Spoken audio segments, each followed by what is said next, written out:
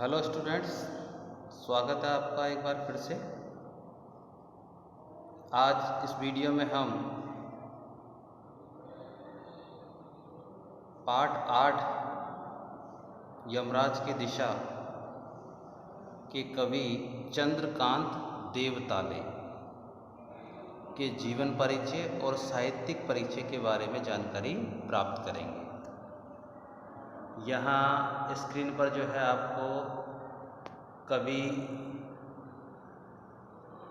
चंद्रकांत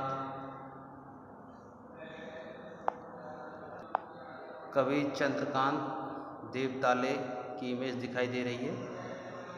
ये आधुनिक कवि चंद्रकांत देवताले हैं।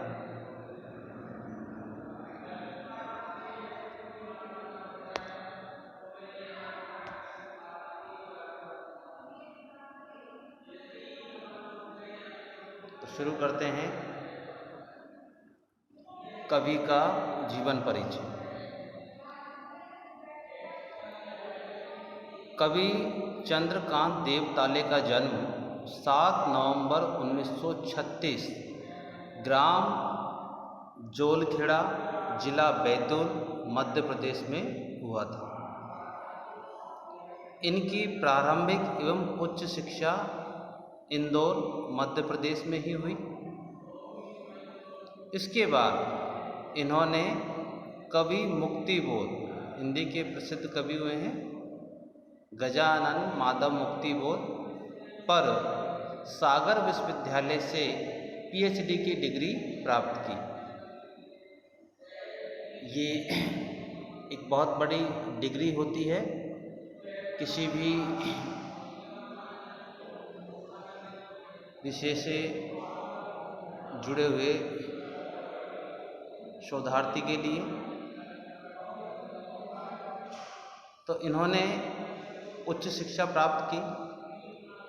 उसके बाद ये इंदौर में एक कॉलेज में शिक्षक रहे और वहीं से सेवानिवृत्त हुए और लेखन कार्य करते रहे।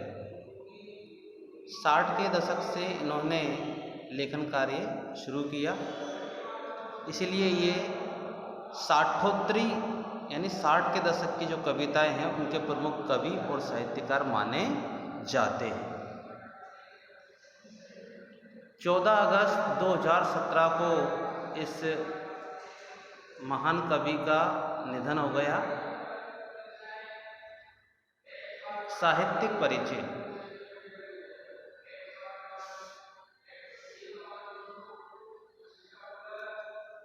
तो कवि चंद्रकांत देवताले साठोत्तरी कविता के प्रमुख कवि एवं साहित्यकार माने जाते हैं।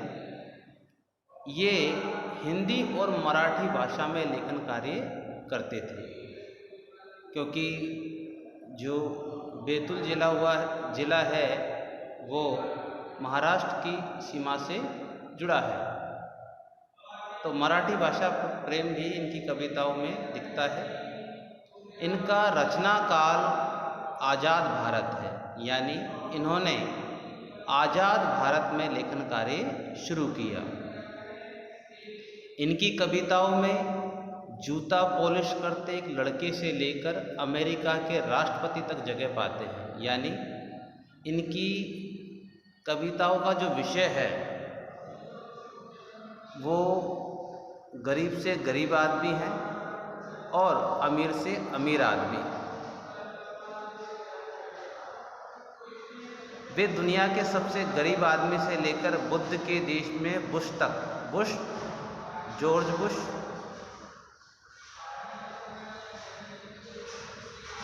तक पर कविता लेखन करते थे। मतलब ऐसा नहीं कि इनका जो कविता का विषय था वह कोई पर्टिकुलर,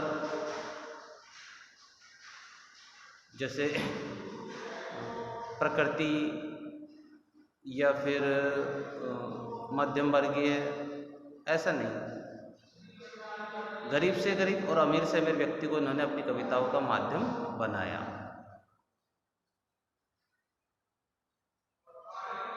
इनकी कविताओं की जो खास बात है वो ये है कि इनकी कविताओं में गुस्सा या आक्रोश नहीं है। जैसा कि अपन देखते हैं अन्य कवियों में गुस्सा और आक्रोश झलकता है, वो व्यवस्था बदलना चाहते हैं, लेकिन इनकी कविताओं में गुस्सा और आक्रोश नहीं है। इन्होंने अपनी कविताओं में दलितों,